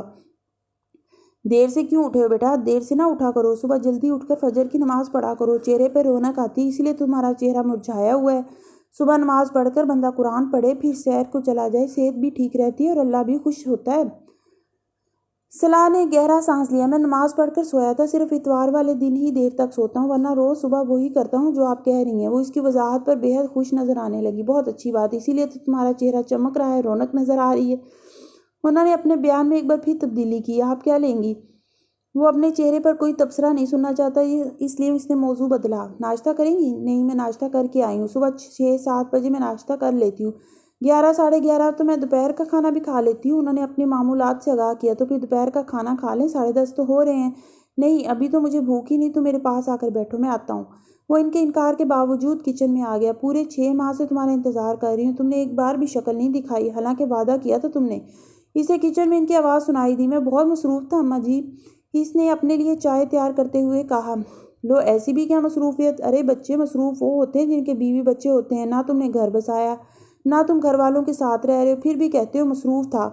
وہ ٹوسٹر سے سلائس نکالتے ہوئے ان کی بات پر مسکرایا۔ اب یہی دیکھ لو، یہ تمہارے کرنے کے کام تو نہیں ہے۔ وہ اسے چائے کی ٹرے لاتے دیکھ کر خفگی سے بولی، میں تو کہتی ہوں یہ کام مرد کے کرنے والے ہی نہیں ہیں۔ وہ کچھ کہے بغیر مسکراتے ہوئے میز پر برتن رکھنے لگا۔ اب دیکھو، بیوی ہوتی تو یہ کام بیوی کر رہی ہوتی، مرد اچھا لگتا ہے یہ کام کرتے ہوئے؟ آپ ٹھیک کہتی ہیں اماں جی، مگر اب مجبوری ہے، اب بیوی نہیں ہے تو کیا کیا جائے؟ سالار نے چائے کا کپ ان کی طرف بڑھاتے ہوئے کہا۔ انہیں اس کی بات پر جھٹکا لگا۔ یہ کیا بات ہوئی؟ کیا کیا جا سکتا ہے؟ ارے بچے، دنیا لڑکیوں سے بھری ہوئی ہے، تمہارے تو اپنے ماں باپ بھی ہیں، ان سے کہو تمہارا رشتہ طے کرے، یا تم چاہو تو میں کوشش کروں۔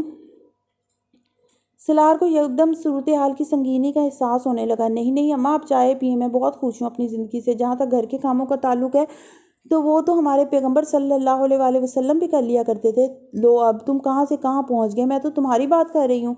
وہ کچھ گڑبڑا گئیں۔ اب یہ بسکٹ لیں اور کیک بھی۔ سالار نے موضوع بدلنے کی کوشش کی۔ ارے ہاں، جس کام کے لیے میں آئی ہوں وہ تو بھول ہی گیا۔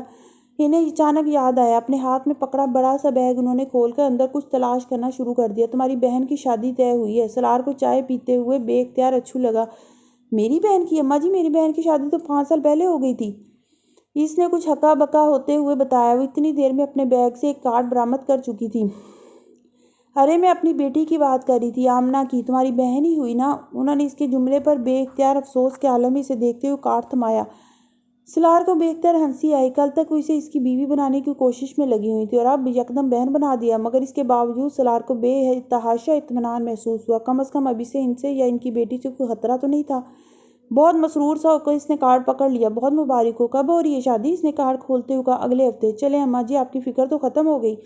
سلار نے میری کی بجائے آپ کی کا لفظ استعمال کیا۔ ہاں اللہ کا شکر ہے، بہت اچھی جگہ رشتہ ہو گیا ہے، میری ذمہ داری ختم ہو جائے گی، پھر میں بھی اپنے بیٹوں کے پاس انگلینڈ چلی جاؤں گی۔ سلار نے کارڈ پر ایک سرسری سی نظر دوڑائی۔ یہ کارڈ تمہیں دینے خاص طور پر آئی ہوں، اس بار کوئی بہانہ نہیں سنوں گی، تمہیں شادی پر آنا ہے، بھائی بن کر رخصت کرنا ہے بہن کو۔ سلار نے اپنی مسکراہٹ ضبط کرتے ہوئے چائے کا کپ لیا۔ فکر نہ کریں، میں ضرور آؤں گا۔ کپ نیچے رکھ کر سلائس پر مکھن لگانے لگا۔ یہ فرقان کا کارڈ بھی لے کر آئی ہوں میں، اس کو بھی دینے جانا ہے۔ انہیں اب فرقان کی یاد ستانے لگی۔ فرقان کو تو آج بھابھی کے ساتھ اپنے سسرال جانا تھا، اب تک تو نکل چکا ہوگا۔ آپ مجھے دے دیں، میں اسے دے دوں گا، سلار نے کہا۔ تم اگر بھول گئے تو؟ وہ مطمئن نہیں ہوئی۔ میں نہیں بھولوں گا۔ اچھا، میں فون پر اس سے آپ کی بات کروا دیتا ہوں۔ وہ یکدم خوش ہوئیں۔ اچھا ہاں یہ ٹھیک ہے، تم فون پر اس سے میری بات کروا دو۔ سلار اٹھ کر فون اسی میز پر لے آیا، فرقان کا موبائل نمبر ڈائل کر کے اس نے اسپیکر آن کر دیا، خود ناشتہ کرنے لگا۔ فرقان، سعیدہ اماں آئی ہوئی ہیں میرے پاس۔ فرقان کے کال ریسیو کرنے پر اس نے بتایا، ان سے بات کرو۔ وہ خاموش ہو گیا۔ فرقان اور سعیدہ اماں کے درمیان گفتگو ہو رہی تھی۔ 10 منٹ بعد یہ گفتگو ختم ہوئی تو سلار ناشتہ ختم کر چکا تھا۔ برتن کچن میں رکھتے ہوئے اسے خیال آیا، آئی کس کے ساتھ تھیں آپ؟ وہ باہر نکل گیا۔ اپنے بیٹے کے ساتھ، سعیدہ اماں نے اطمینان سے بتایا۔ اچھا بیٹا آ گیا آپ کا، چھوٹا والا یا بڑے والا؟ سلار نے دلچسپی لی۔ میں ساتھ والوں کے راشد کی بات کر رہی ہوں۔ سعیدہ اماں نے بے اختیار برا مانا۔ سلار نے گہرا سانس لیا۔ اسے اندازہ ہو گیا تھا سعیدہ اماں کے لیے ہر لڑکا اپنا بیٹا اور ہر لڑکی اپنی بیٹی تھی۔ وہ بڑے آرام سے رشتے گھڑ لیتی تھی۔ تو وہ کہاں ہے؟ سلار نے پوچھا۔ وہ چلا گیا، موٹر سائیکل پر آئی ہوں اس کے ساتھ، آندھی کی رفتار سے چلائی ہے اس نے۔ 9 بجے بیٹھی ہوں، پورے 10:30 بجے ادھر پہنچا دیا اس نے۔ میری ایک نہیں سنی اس نے، سارا راستہ بار بار یہی کہتا رہا، آہستہ چلا رہا ہوں۔ یہاں اتارتے وقت کہنے لگا، آپ کے ساتھ موٹر سائیکل پر میرا آخری سفر تھا، دوبارہ کہیں جانا ہو تو پیدل لے کر جاؤں گا آپ کو۔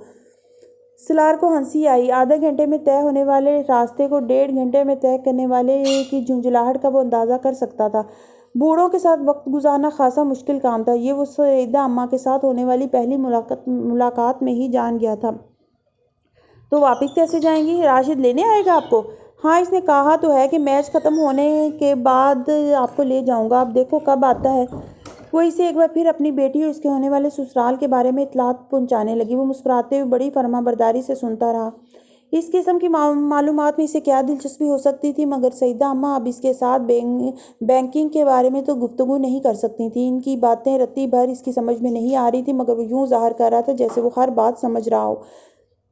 دوپہر کا کھانا اس نے ان کے ساتھ کھایا اور اس نے ان کے سامنے فریزر سے کچھ نکال کر گرم کرنے کی کوشش نہیں کی۔ وہ ایک بار پھر شادی کے فوائد اور ضرورت پر لیکچر نہیں سننا چاہتا تھا۔ اس نے ایک ریسٹورانٹ فون کر کے لنچ کا آرڈر دیا۔ 1 گھنٹے کے بعد کھانا آ گیا۔ کھانے کے وقت تک راشد نہیں آیا تو سلار نے ان کی تشویش کو کم کرنے کے لیے کہا، میں گاڑی پر چھوڑ آتا ہوں آپ کو۔ وہ فوراً تیار ہو گئی۔ ہاں یہ ٹھیک ہے، اس طرح تم میرا گھر بھی دیکھ لو گے۔ اماں جی میں آپ کا گھر جانتا ہوں۔ سلار نے کار کی چابی تلاش کرتے ہوئے انہیں یاد دلایا۔ آدھے گھنٹے کے بعد وہ اس گلی میں تھا جہاں سعیدہ اماں کا گھر تھا۔ وہ گاڑی سے اتر گئے، انہیں اندر گلی تک چھوڑنے گیا۔ انہوں نے اسے اندر آنے کی دعوت دی جسے اس نے شکریہ کے ساتھ رد کر دیا۔ آج نہیں، آج بہت کام ہے۔ وہ اپنی بات کہہ کر پچھتایا۔ بچے اسی لیے کہتی ہوں شادی کر لو، بیوی ہوگی تو خود سارے کام دیکھے گی، تم کہیں آ جا تو سکو گے؟ اب یہ کوئی زندگی ہے؟ چھٹی کے دن بھی گھر کے کام لے کر بیٹھے رہو گے؟ انہوں نے افسوس بھری نظروں سے اسے دیکھا۔ جی آپ ٹھیک کہہ رہی ہیں، اب میں جاؤں؟ اس نے کمال فرما برداری کا مظاہرہ کرتے ہوئے ان کی ہاں میں ہاں ملائی۔ ہاں ٹھیک ہے جاؤ، مگر یاد رکھنا شادی پہ ضرور آنا۔ فرقان سے بھی ایک بار پھر کہہ دینا کہ وہ بھی آئے، اس کو کارڈ ضرور پہنچا دینا۔ سلار نے ان کے دروازے پر لگی ہوئی ڈور بیل دوبارہ بجائی اور خداحافظ کہتے ہوئے پلٹا۔ اپنے پیچھے اس نے دروازہ کھلنے کی آواز سنی۔ سعیدہ اماں اب اپنی بیٹی سے کچھ کہہ رہی تھیں۔ پھر کیا پروگرام ہے، چلو گے؟ فرقان نے اگلے دن شام کو اس سے کارڈ لیتے ہوئے کہا۔ نہیں میں تو اس ویکینڈ پر کراچی جا رہا ہوں، IBA کے ایک سیمینار کے لیے، اتوار کو میری واپسی ہوگی، میں تو بس آ کر پھر سوؤں گا، نتھنگ ایلس۔ تم چلے جانا، میں لفافہ دے دوں گا، وہ تم میری طرف سے معذرت کرتے ہوئے دے دینا۔ سلار نے کہا، کتنے افسوس کی بات ہے سلار، وہ خود کارڈ دے کر گئی ہیں، اتنی محبت سے بلایا ہے۔ فرقان نے کہا، جانتا ہوں لیکن میں ادھر جا کر وقت ضائع نہیں کر سکتا، ہم بس تھوڑی دیر بیٹھیں گے پھر واپس آ جائیں گے۔ فرقان میری واپسی کنفرم نہیں ہے، ہو سکتا ہے میں اتوار کو آ ہی نہ سکوں یا اتوار کی رات کو آؤں۔ بے حد فضول آدمی ہو تم، اور وہ بڑی مایوس ہوں گی۔ کچھ نہیں ہوگا، میرے نہ ہونے سے ان کی بیٹی کی شادی نہیں رک جائے گی، ہو سکتا ہے انہیں پہلے ہی میرے نہ آنے کا اندازہ، اور ویسے بھی فرقان تم اور میں کوئی اتنے اہم مہمان نہیں ہیں۔ سلار نے لاپرواہی سے کہا، بہرحال میں اور میری بیوی تو جائیں گے، چاہے ہم کم اہم مہمان ہی کیوں نہ ہوں۔ فرقان نے ناراضگی سے کہا، میں نے کب روکا ہے؟ ضرور جاؤ، تمہیں جانا بھی چاہیے، سعیدہ اماں کے ساتھ تمہاری مجھ سے زیادہ بے تکلفی اور دوستی ہے، سلار نے کہا۔ مگر سعیدہ اماں کو میرے بجائے تمہارا زیادہ خیال رہتا ہے، فرقان نے جتایا۔ وہ مروت ہوتی ہے، سلار نے اس کی بات کو سنجیدگی سے لیے بغیر کہا۔ جو بھی ہوتا ہے بہرحال تمہارا خیال تو ہوتا ہے انہیں، چلو اور کچھ نہیں تو ڈاکٹر سبت علی کے عزیزہ سمجھ کے ہی تم ان کے ہاں چلے جاؤ۔ فرقان نے ایک اور حربہ آزمایا۔ ڈاکٹر صاحب تو خود یہاں نہیں ہیں، وہ تو خود شادی میں شرکت نہیں کر رہے، اور اگر وہ یہاں ہوتے بھی تو کم از کم مجھے تمہاری طرح مجبور نہیں کرتے۔ اچھا میں بھی نہیں کرتا تمہیں مجبور، نہیں جانا چاہتے تو مت جاؤ، فرقان نے کہا۔ سلار ایک بار پھر اپنے لیپ ٹاپ کے ساتھ مصروف ہو چکا تھا۔ وہ ایک سرسبز وسیع سبزہ زار تھا جہاں وہ دونوں موجود تھے۔ وسیع کھلے سبزہ زار میں درخت تھے مگر زیادہ بلند نہیں، خوبصورت پھولدار جھاڑیاں تھیں، چاروں طرف خاموشی تھی۔ وہ دونوں کسی درخت کے سائے میں بیٹھنے کی بجائے ایک پھولدار جھاڑی کے قریب کھلی دھوپ میں بیٹھے تھے۔ امامہ اپنے گھٹنوں کے گرد بازو لپیٹے ہوئے بیٹھی تھی اور گھاس پر چت لیٹا ہوا تھا، اس کی آنکھیں بند تھیں، دونوں کے جوتے کچھ فاصلے پر پڑے ہوئے تھے۔ امامہ نے اس بار خوبصورت سفید چادر اوڑھی ہوئی تھی، ان دونوں کے درمیان گفتگو ہو رہی تھی۔ امامہ اس سے کچھ کہتے ہوئے دور کسی چیز کو دیکھ رہی تھی۔ اس نے لیٹے لیٹے اس کی چادر کے ایک پلو سے اپنے چہرے کو ڈھانپ لیا، یوں جیسے دھوپ کی شعاعوں سے آنکھوں کو بچانا چاہتا ہو۔ اس کی چادر نے اسے عجیب سے سکون اور سرشاری دی تھی۔ امامہ نے چادر کے سرے کو اس کے چہرے سے ہٹانے یا کھینچنے کی کوشش نہیں کی، دھوپ اس کے جسم کو تراوٹ بخش رہی تھی۔ آنکھیں بند کیے وہ اپنے چہرے پہ موجود چادر کے لمس کو محسوس کر رہا تھا، اس پر غنودگی طاری ہو رہی تھی، وہ نیند اسے اپنی گرفت میں لے رہی تھی۔ سلار نے ایک دم سے آنکھ کھول دی، وہ اپنے بیڈ پر چت لیٹا ہوا تھا، کسی چیز نے اس کی نیند کو توڑ دیا تھا۔ وہ آنکھیں کھولے کچھ دیر بے یقینی سے اپنے ارد گرد کے ماحول کو دیکھتا رہا۔ یہ وہ جگہ نہیں تھی جہاں اسے ہونا چاہیے تھا، ایک اور خواب، ایک اور الوژن۔ اس نے آنکھیں بند کر لی، تب اس کو اس موبائل فون کی آواز نے متوجہ کیا جو مسلسل اس کے سرہانے بج رہا تھا۔ یہ فون ہی تھا جو اسے اس خواب سے باہر لے آیا تھا۔ قدرے جھنجھلاتے ہوئے اس نے لیٹے لیٹے ہاتھ بڑھا کر موبائل اٹھایا، دوسری طرف فرقان تھا۔ کہاں تھے سلار؟ کب سے فون کر رہا ہوں، اٹینڈ کیوں نہیں کر رہے تھے؟ فرقان نے اس کی آواز سنتے ہی کہا، میں سو رہا تھا، سلار نے کہا اور اٹھ کر بیڈ پر بیٹھ گیا۔ اس کی نظر اب پہلی بار گھڑی پر پڑی جو 4 بجا رہی تھی۔ تم فوراً سعیدہ اماں کے ہاں چلے آؤ، دوسری طرف سے فرقان نے کہا۔ کیوں؟ میں نے تمہیں بتایا تھا، میں تو فرقان نے اس کی بات کاٹ دی، میں جانتا ہوں تم نے مجھے کیا بتایا تھا مگر یہاں کچھ ایمرجنسی ہو گئی ہے۔ کیسی ایمرجنسی؟ سلار کو تشویش ہوئی۔ تم یہاں آؤ گے تو پتہ چلے گا، تم فوراً یہاں پہنچو، میں فون بند کر رہا ہوں۔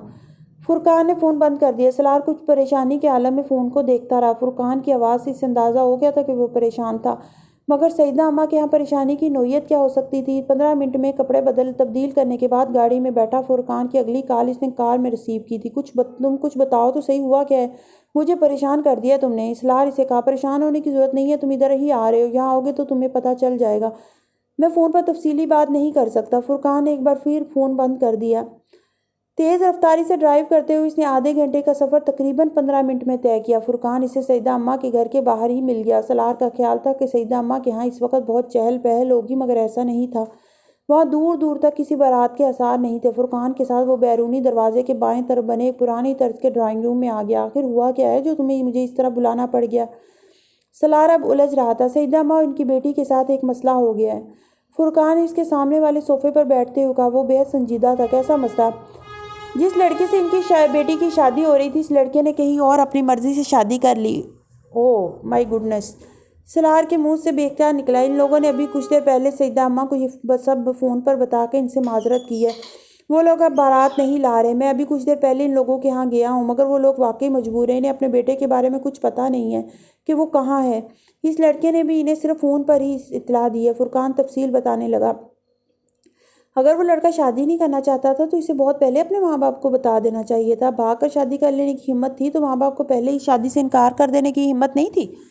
سلار نے ناپسندیدگی سے کہا۔ سعیدہ اماں کے بیٹوں کو اس وقت یہاں ہونا چاہیے تھا، اس معاملے کو ہینڈل کر سکتے تھے، لیکن اب وہ نہیں ہے تو کسی نہ کسی کو تو سب کچھ دیکھنا ہے۔ سعیدہ اماں نے کوئی اور قریبی رشتہ دار نہیں ہے؟ سلار نے پوچھا۔ میں نے ابھی کچھ دیر پہلے ڈاکٹر سبت علی صاحب سے فون پہ بات کی ہے، فرقان نے اسے بتایا، لیکن ڈاکٹر صاحب بھی فوری طور پر تو کچھ نہیں کر سکیں گے، یہاں ہوتے تو اور بات تھی، سلار نے کہا۔ انہوں نے مجھ سے کہا ہے کہ میں تمہاری فون پر ان سے بات کرواؤں۔ فرقان کی آواز اس بار کچھ دھیمی تھی۔ میری بات؟ لیکن کس لیے؟ سلار کچھ حیران ہوا۔ ان کا خیال ہے کہ اس وقت تم سعیدہ اماں کی مدد کر سکتے ہو۔ میں؟ سلار نے چونک کر کہا۔ میں کس طرح مدد کر سکتا ہوں؟ آمنہ سے شادی کر کے؟ سلار دم بخود پلکیں جھپکائے بغیر اسے دیکھتا رہا۔ تمہارا دماغ تو ٹھیک ہے؟ اس نے بامشکل فرقان سے کہا۔ ہاں بالکل ٹھیک ہے۔ سلار کا چہرہ سرخ ہو گیا۔ پھر تمہیں پتہ نہیں کہ تم کیا کہہ رہے ہو؟ وہ ایک جھٹکے سے اٹھ کھڑا ہوا۔ فرقان برق رفتاری سے اٹھ کر اس کے راستے میں حائل ہو گیا۔ کیا سوچ کے تم نے یہ بات کی؟ سلار اپنی آواز پر قابو نہیں رکھ سکا۔ میں نے یہ سب تم سے ڈاکٹر صاحب کے کہنے پر کہا ہے۔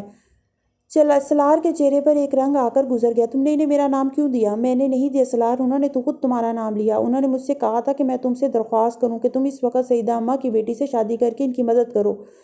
کسی نے سلار کے پیروں کے نیچے سے زمین کھینچی تھی یا سر سے آسمان، اسے اندازہ نہیں ہوا۔ وہ پلٹ کر واپس صوفے پر بیٹھ گیا۔ میں شادی شدہ ہوں فرقان، تم نے کئی سال پہلے ایک لڑکی سے نکاح کیا تھا، مگر پھر وہ لڑکی دوبارہ تمہیں نہیں ملی۔ پھر وہ اس کے باوجود یہی چاہتے ہیں کہ تم آمنہ سے شادی کر لو۔ فرقان، میں وہ بات کرتے کرتے رک گیا۔ اور امامہ، اس کا کیا ہوگا؟ تمہاری زندگی میں امامہ کہیں نہیں ہے۔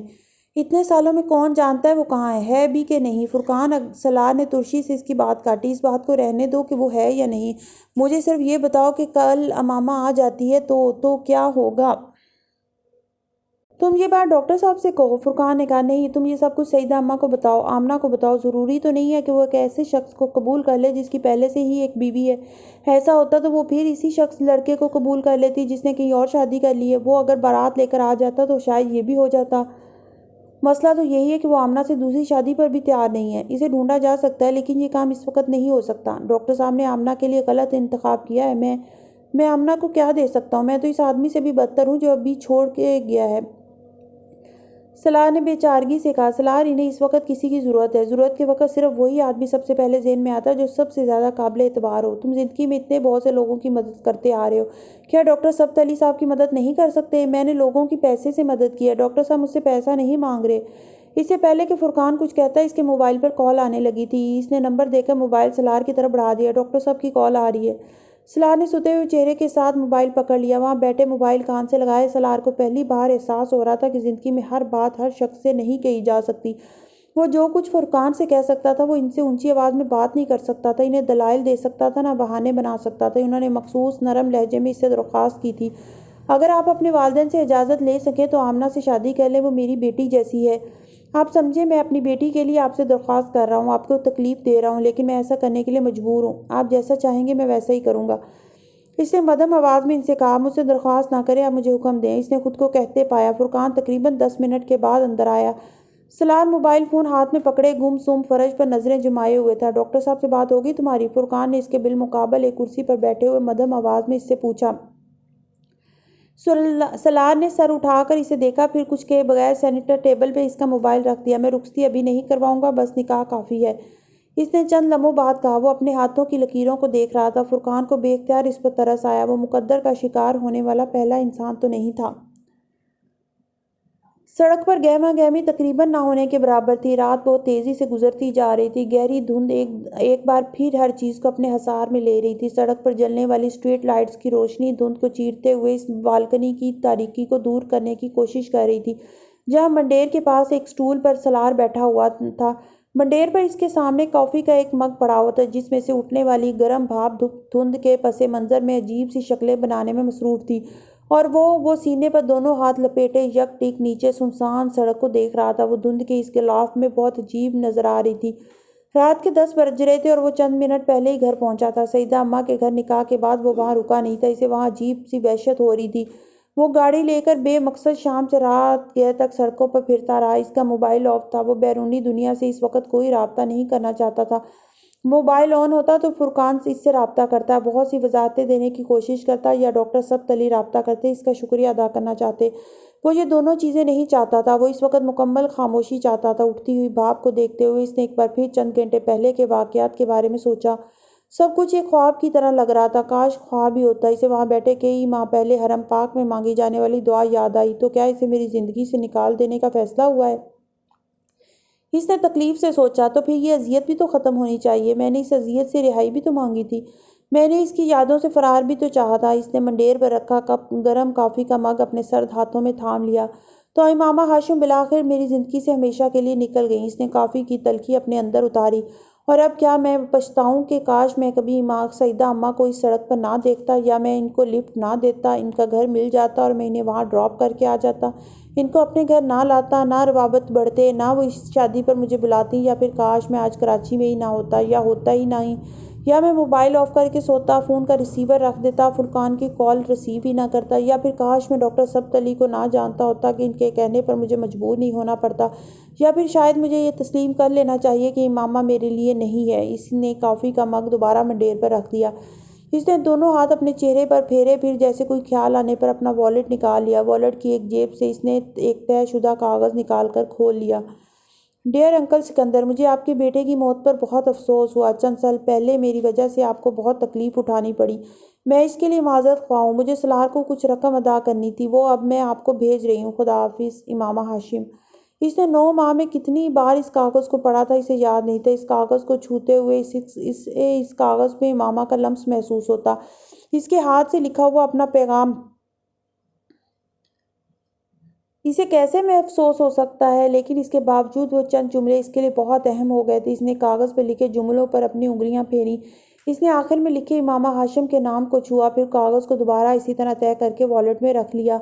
منڈیر پر کافی کا مگ سرد ہو چکا تھا۔ سلار نے ٹھنڈی کافی کے باقی مگ کو ایک گھونٹ میں اپنے اندر انٹیل لیا۔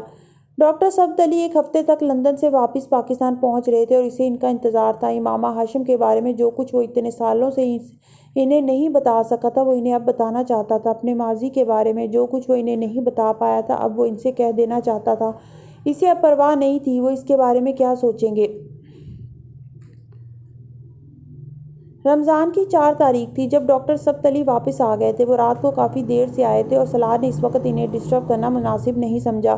وہ رات کو ان کے پاس پہلے کی طرح جانا چاہتا تھا، مگر دوپہر کو خلاف توقع بینک میں ان کا فون آ گیا۔ سلار کے نکاح کے بعد یہ ان کا سلار کے ساتھ تیسرا رابطہ تھا۔ وہ کچھ دیر اس کا حال احوال دریافت کرتے رہے، پھر انہوں نے اس سے کہا، سلار آپ آج رات کو نہ آئیں، شام کو آ جائیں، افطاری میرے ساتھ کریں۔ ٹھیک ہے، میں آ جاؤں گا، سلار نے حامی بھرتے ہوئے کہا۔ کچھ دیر ان کے درمیان مزید گفتگو ہوتی رہی، پھر ڈاکٹر سبت علی نے فون بند کر دیا۔ وہ اس دن بینک سے کچھ جلدی نکل آیا۔ اپنے فلیٹ پر کپڑے تبدیل کرنے کے بعد وہ جب ان کے یہاں پہنچا، اس وقت افطاری میں 1 گھنٹہ باقی تھا۔ ڈاکٹر سبت علی کا ملازم اسے اجتماع والے بیرونی کمرے کے بجائے سیدھا اندر لاؤنج میں لے آیا۔ ڈاکٹر سبت علی نے بڑی گرمجوشی کے ساتھ اس سے بغل گیر ہونے کے بعد بڑی محبت کے ساتھ اس کا ماتھا چوما۔ پہلے آپ ایک دوست کی حیثیت سے یہاں آتے تھے، آج آپ گھر کا ایک فرد بن کر یہاں آئے ہیں۔ وہ جانتا تھا ان کا اشارہ کس طرف تھا۔ آئیے بیٹھیے۔ وہ اسے بیٹھنے کا اشارہ کرتے ہوئے خود دوسرے صوفے پر بیٹھ گیا۔ بہت مبارک ہو، اب تو آپ بھی گھر والے ہو گئے ہیں۔ سلار نے خاموش نظروں پھیکی مسکراہٹ کے ساتھ انہیں دیکھا۔ وہ مسکرا رہے تھے۔ میں بہت خوش ہوں کہ آپ کی شادی آمنہ سے ہوئی ہے، وہ میرے لیے میری چوتھی بیٹی کی طرح ہے اور اس رشتے سے آپ بھی میرے داماد ہیں۔ سلار نے نظریں جھکا لیں۔ اس کی زندگی میں امامہ ہاشم کا باب نہ لکھا ہوتا تو شاید ان کے منہ سے یہ جملہ سن کر وہ اپنے آپ پر فخر کرتا، مگر سارا فرق امامہ ہاشم تھی۔ سارا فرق وہی ایک لڑکی پیدا کر رہی تھی، وہ جو تھی اور نہیں تھی۔ ڈاکٹر سبت علی کچھ دیر اسے دیکھتے رہے، پھر انہوں نے کہا، آپ اتنے سالوں سے میرے پاس آ رہے ہیں، آپ نے کبھی مجھے یہ نہیں بتایا کہ آپ نکاح کر چکے ہیں؟ تب بھی نہیں جب 1-2 بار آپ سے شادی کا ذکر ہوا۔ سلار نے سر اٹھا کر انہیں دیکھا۔ میں آپ کو بتانا چاہتا تھا، مگر وہ بات کرتے کرتے چونک گیا۔ سب کچھ اتنا عجیب تھا کہ میں آپ کو کیا بتاتا۔ اس نے دل میں کہا، کب ہوا تھا آپ کا نکاح؟ ڈاکٹر سبت علی دھیمے لہجے میں پوچھ رہے تھے۔ 8.5 سال پہلے، تب میں 21 سال کا تھا، اس نے کسی شکست خوردہ معمول کی طرح کہا۔ پھر وہ آہستہ آہستہ انہیں سب کچھ بتاتا گیا۔ ڈاکٹر سبت علی نے اسے ایک بار بھی نہیں ٹوکا تھا۔ اس کے خاموش ہونے کے بعد بھی بہت دیر تک وہ چپ رہے تھے۔ بہت دیر بعد انہوں نے اس سے کہا تھا، آمنہ بہت اچھی لڑکی ہے اور وہ خوش قسمت ہے کہ اسے ایک صالح مرد ملا ہے۔ ان کی بات سلار کو ایک چابک کی طرح لگی۔ صالح؟ میں صالح مرد نہیں ہوں ڈاکٹر صاحب، میں تو اسفل السافلین ہوں۔ آپ مجھے جانتے ہوتے تو میرے لیے کبھی یہ لفظ استعمال کرتے نہ اس لڑکی کے لیے میرا انتخاب کرتے جسے آپ اپنی بیٹی کی طرح سمجھتے ہیں۔ ہم سب اپنی زندگی کے کسی نہ کسی مرحلے پر زمانہ جاہلیت سے ضرور گزرتے ہیں۔ بعض گزر جاتے ہیں، بعض ساری زندگی اسی زمانے میں گزار دیتے ہیں۔ آپ اس میں سے گزر چکے ہیں۔ آپ کا پچھتاوا بتا رہا ہے کہ آپ گزر چکے ہیں۔ میں آپ کو پچھتاوے سے روکوں گا نہ توبہ اور دعا سے۔ آپ پر فرض ہے کہ آپ اپنی ساری زندگی یہ کریں، مگر اس کے ساتھ ساتھ یہ شکر بھی ادا کریں کہ آپ نفس کی تمام بیماریوں سے چھٹکارا پا چکے ہیں۔ اگر دنیا آپ کو اپنی طرف نہیں کھینچتی، اگر اللہ کے خوف سے آپ کی آنکھوں میں آنسو آ جاتے ہیں، اگر دوزخ کا تصور آپ کو ڈراتا ہے، اگر آپ اللہ کی عبادت اس طرح کرتے ہیں جس طرح کرنی چاہیے، اگر نیکی آپ کو اپنی طرف راغب کرتی ہے اور برائی سے آپ رک جاتے ہیں، تو پھر آپ صالح ہیں۔ کچھ صالح ہوتے ہیں، کچھ صالح بنتے ہیں۔ کچھ صالح ہونا خوش قسمتی کی بات ہے، صالح بننا 2 دھاری تلوار پر چلنے کے برابر ہے۔ اس میں زیادہ وقت لگتا ہے، اس میں زیادہ تکلیف سہنی پڑتی ہے۔ میں اب بھی یہی کہتا ہوں کہ آپ صالح ہیں، کیونکہ آپ صالح بنے ہیں، اللہ آپ سے بڑے کام لے گا۔ سلار کی آنکھوں میں نمی آ گئی۔ انہوں نے ایک بار پھر امامہ ہاشم کے بارے میں کچھ نہیں پوچھا تھا، کچھ نہیں کہا تھا۔ کیا اس کا مطلب تھا کہ وہ ہمیشہ کے لیے اس کی زندگی سے نکل گئی؟ کیا اس کا مطلب تھا کہ وہ آئندہ بھی کبھی اس کی زندگی میں نہیں آئے گی؟ اسے اپنی زندگی آمنہ کے ساتھ ہی گزارنی پڑے گی؟ اس کا دل ڈوبا۔ وہ ڈاکٹر صاحب کے منہ سے امامہ کے حوالے سے کوئی تسلی، کوئی دلاسا، کوئی امید چاہتے تھے۔ ڈاکٹر صاحب خاموش ہوئے، چپ چاپ انہیں دیکھتا رہا۔ میں آپ کے اور آمنہ کے لیے بہت دعا کروں گا، بلکہ میں بہت دعا کر کے آیا ہوں۔ خانہ کعبہ میں روضہ رسول صلی اللہ علیہ وآلہ وسلم پر وہ لندن سے واپسی پر عمرہ کر کے آئے تھے۔ سلار نے سر جھکا لیا۔ دور اذان کی آواز آ رہی تھی۔ ملازم افطار کے لیے میز تیار کر رہا تھا۔ اس نے بوجھل دل کے ساتھ ڈاکٹر ثبت علی کے ساتھ بیٹھ کر روزہ افطار کیا۔ پھر وہ اور ڈاکٹر ثبت علی نماز پڑھنے کے لیے قریبی مسجد میں چلے گئے۔ وہاں سے واپسی پر اس نے ڈاکٹر ثبت علی کے یہاں کھانا کھایا اور پھر اپنے فلیٹ میں واپس آ گیا۔